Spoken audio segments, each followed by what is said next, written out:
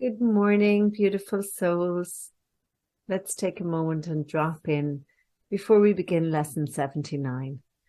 So taking your attention down to your sacred holy heart and just noticing the comings and goings of your breath. This gentle breath that sustains this body where you dwell for now.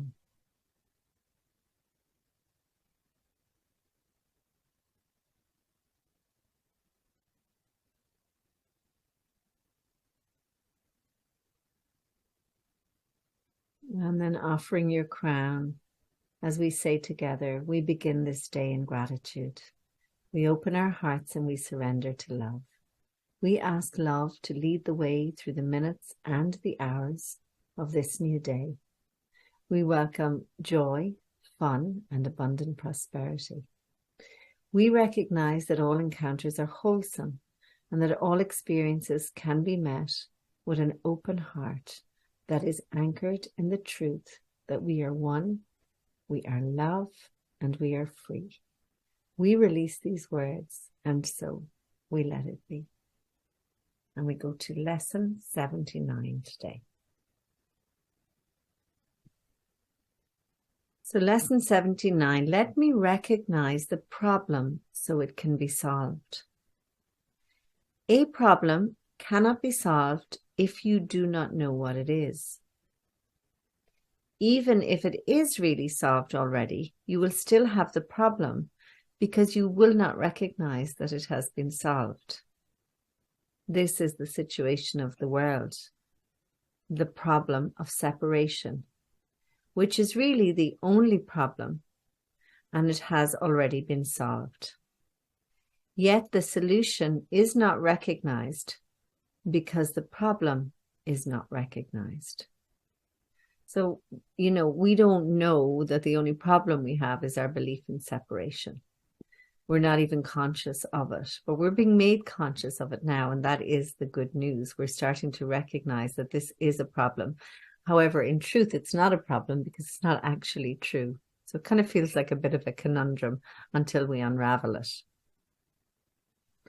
Everyone in this world seems to have their own special problems.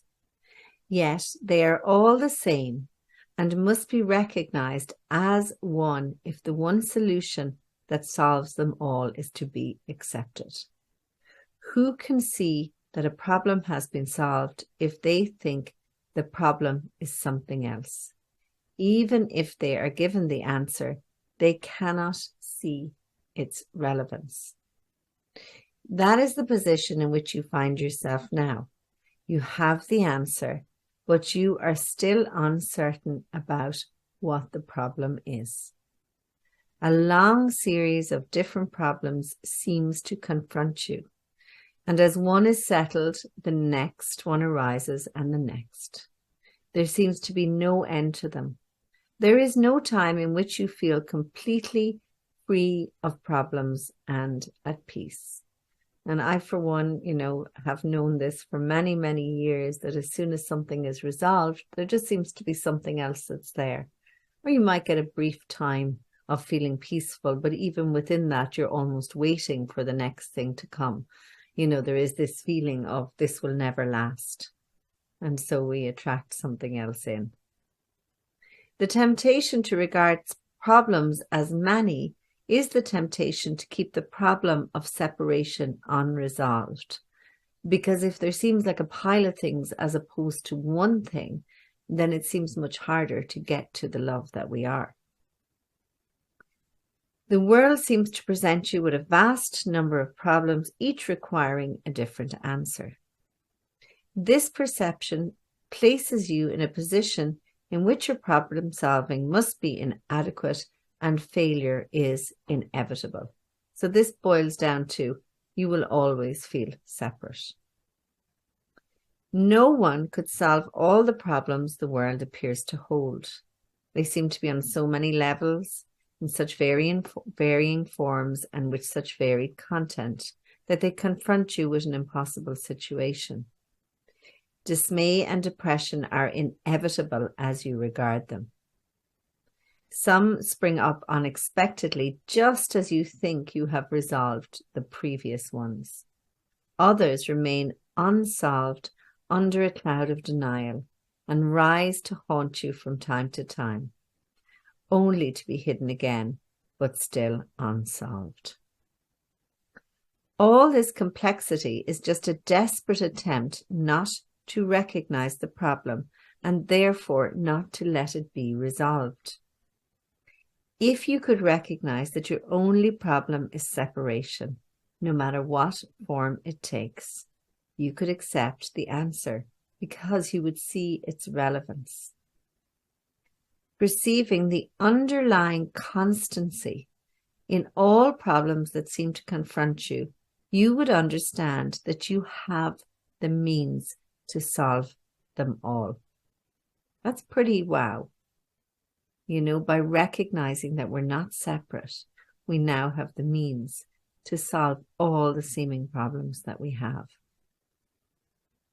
And you would use the means because you recognize the problem.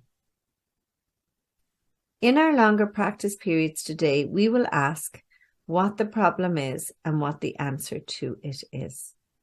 We will not assume that we already know. We will try to free our minds of all the many different kinds of problems we think we have. And we will try to realize that we have only one problem, which we have failed to recognize. We will ask what it is and we will wait for the answer. We will be told, and then we will ask for a solution to it, and we will be told. The exercises for today will be successful to the extent to which you do not insist on defining the problem. Perhaps you will not succeed in letting all your preconceived notions go, but that's not necessary. All that is necessary is to entertain some doubt about the reality of your version of what your problems are. You are trying to recognize that you've been given the answer by recognizing the problem, so that the problem and the answer can be brought together and you can be at peace. The shorter practice periods for today will not be set by time, but by need. You will see many problems today, each one calling for an answer. Our efforts will be directed today, recognizing that there is only one problem and one answer. In this recognition are all problems resolved, and in this recognition there is peace. Do not be deceived by the form of problems today. Whenever any difficulty seems to rise, tell yourself quickly, and then try to suspend all judgment about what the problem is. If possible, close your eyes for a moment and ask what it is. You will be heard and you will be answered. So we're going to tell ourselves, let me recognize this problem so it can be solved. So we're going to take a little moment or two. We're going to rest into awareness of all the things that disturb our peace, all the seeming problems that we have, and just let them kind of rise up within you. Take a look at them and just ask that you can recognize what the true problem is. That's your first question. And then you ask for the solution. And we know that if we ask in earnest, that we will receive. And we can go gently with this. We're told, everything mightn't be resolved in one go, but it will be resolved to the level of your willingness to understand and to release any doubt that there is just one problem. Okay, so gently closing your eyes down, dropping in.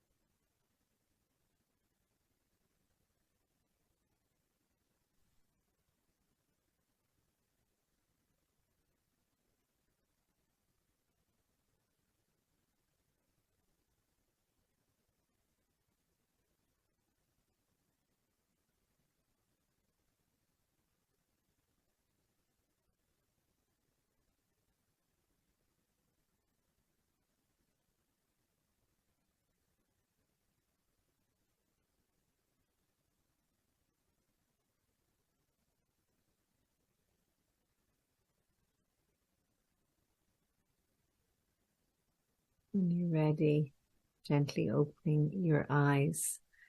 Wow, I found that pretty speedy. The first seeming problem that came up was one around finances.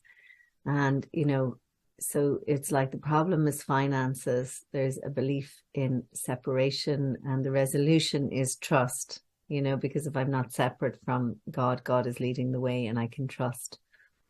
And the second one was something around my mom.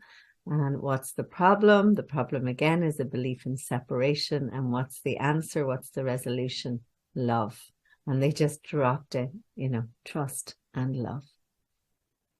So please, I urge you to practice this today. It's a really, really powerful exercise, and it does involve, asking questions and listening. So giving yourself a moment or two to allow the answers to arise within you. And they are there, believe me. So from my heart to yours, have a wonderful day.